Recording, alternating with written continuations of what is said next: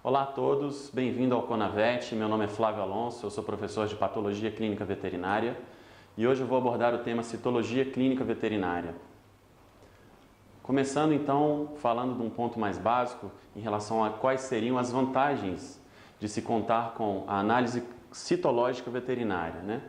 É considerado um exame rápido, né, de obtenção de amostra rápida, de processamento e análise relativamente rápidas. É também considerado um exame econômico porque precisa contar com uma estrutura simples e básica, de maneira relativa, né? Existem alguns tecidos específicos que podem ser analisados com uma maior acurácia analítica, utilizando-se a citologia clínica veterinária.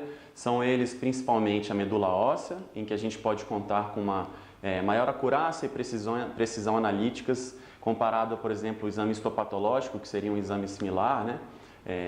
Esse histopatológico também conhecido como core biopsy. Então, na citologia a gente consegue obter maiores informações, maiores parâmetros a serem avaliados.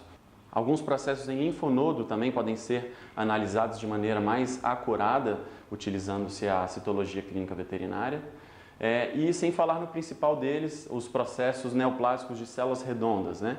Então, a citologia é considerada como uma ferramenta diagnóstica considerada mais analiticamente precisa comparado à histopatologia, né? Então a gente consegue diferenciar linfomas de plasmocitomas, mastocitomas, de histiocytomas de uma maneira mais precisa do que a histopatologia, de maneira geral. Em relação às desvantagens, a gente pode citar a impossibilidade de avaliar a estrutura arquitetônica do tecido, né? Isso é uma característica que somente a histopatologia vai ser capaz de fornecer, né? Então, muitas vezes a gente coloca a amostra no microscópio e, diferentemente da histopatologia, a gente não vai ter parâmetros suficientes para identificar com certeza de que tecido aquela amostra foi extraída.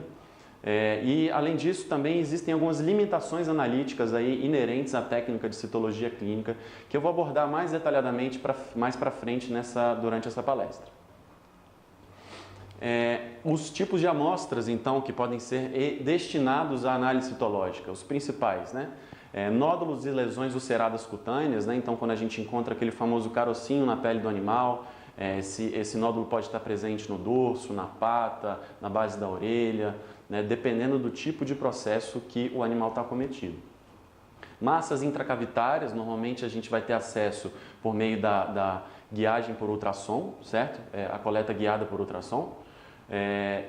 Podem ser massas intraabdominais, intrapleurais ou até mesmo intrapericárdicas.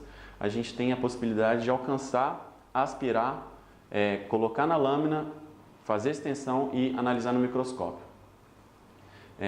Linfonodos também é uma boa fonte aí de amostra citológica para a gente fazer avaliação, né? Então, para distinguir processos hiperplásicos, linfóides, de neoplasias de células linfóides, como linfoma.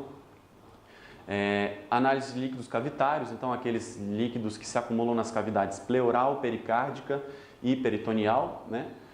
Também podem ser avaliados sob um ponto de vista citológico, para avaliar qual que é o predomínio celular, qual que seria uma concentração estimada desses tipos celulares presentes na amostra e, é claro, quais seriam as alterações morfológicas presentes nesses tipos celulares.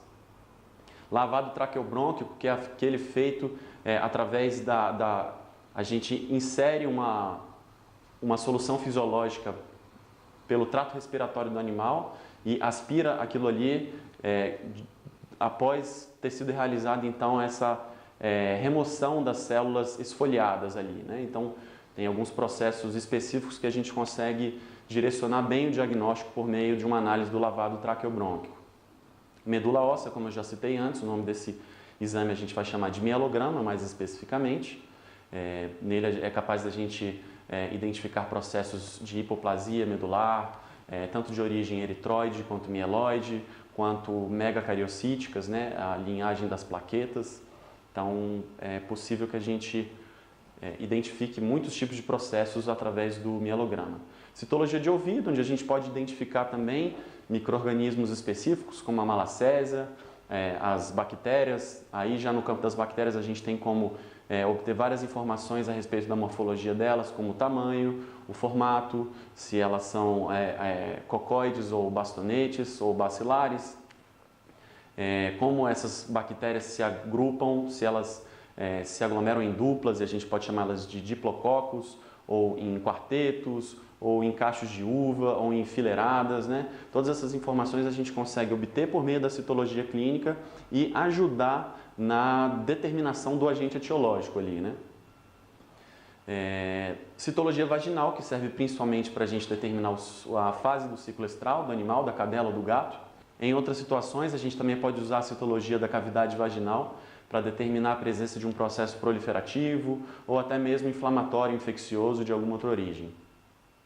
É possível também fazer a citologia da amostra de urina, tanto da amostra total, então nós podemos fazer um squash, um esfregaço, uma extensão em lâmina da amostra total, ou, como é mais preconizado, do sedimento dessa amostra. Então a gente submete ela à centrifugação, separa o sobrenadante e, a partir do sedimento, a gente faz uma lâmina e faz a coloração e avalia no microscópio. É possível identificar vários processos também numa amostra de urina.